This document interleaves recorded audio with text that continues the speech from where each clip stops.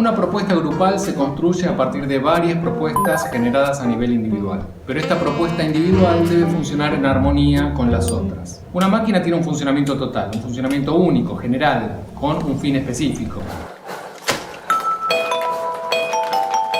Ahora, si ingresás y hurgás dentro de la máquina, vas a ver, obviamente, que hay diferentes partes más pequeñas.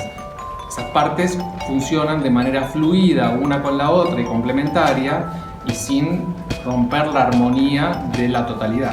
Si una de esas pequeñas partes, esas pequeñas piezas, se sale de su lugar y ocupa otra posición que genera que la armonía que tenía esa máquina ya no exista más, la máquina deja de funcionar.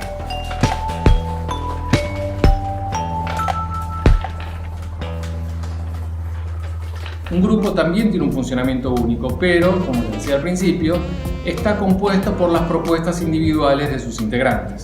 Cuando las propuestas o los aportes dejan de ser armónicos, ese grupo deja de funcionar. ¿Cómo hacemos entonces para generar esa armonía creativa?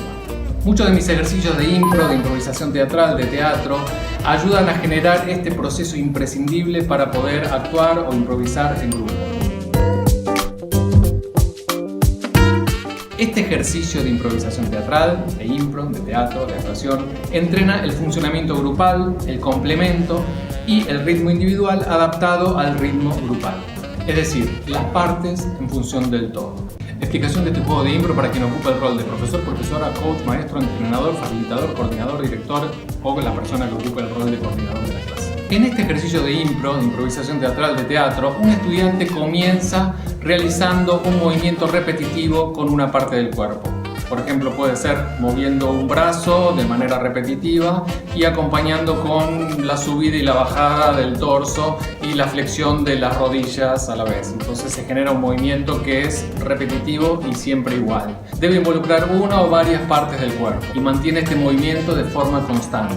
Luego ingresa a esta improvisación teatral otro estudiante y realiza otro movimiento repetitivo y constante con una o varias partes del cuerpo. Y con la misma dinámica se suman varios estudiantes a esta máquina corporal que estamos generando.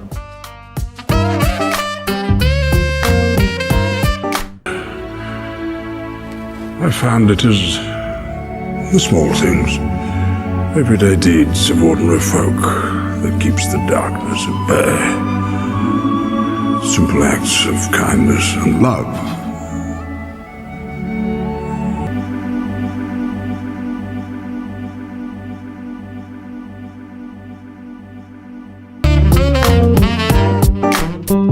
Recomiendo hacer este ejercicio de impro con al menos 6 participantes. Los movimientos realizados por los estudiantes que ingresan a partir del segundo estudiante deben ser complementarios a los movimientos del estudiante anterior. Es decir, los movimientos del segundo estudiante complementan al del primero. Los movimientos del tercero complementan al del segundo. Los movimientos del cuarto complementan al del tercero y así. Pueden ir buscando huecos o contactos físicos para que la máquina quede más armónica desde lo visual. Por ejemplo, si un estudiante está haciendo este movimiento, el siguiente puede plantear este movimiento con la otra mano. Entonces se genera la idea de la máquina corporal más claramente. Entonces, en esta búsqueda de huecos y de encastres y de contactos físicos a partir del movimiento que propuso el compañero anterior, estamos entrenando el ritmo, la adaptación, la construcción grupal y la escucha de la propuesta del compañero.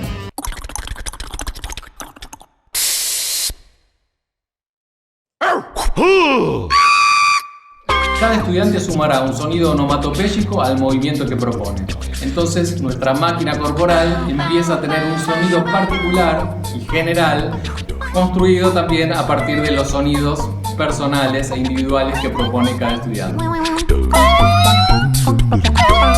El profesor o profesora o coordinador de la clase o de la actividad realiza un ritmo con una pandereta, un pandero, un toc-toc o con las palmas, si no tiene ninguno de estos elementos, y puede acelerar o retardar el ritmo de esa máquina. Es decir, que la máquina va siguiendo el ritmo propuesto por el profesor o profesora.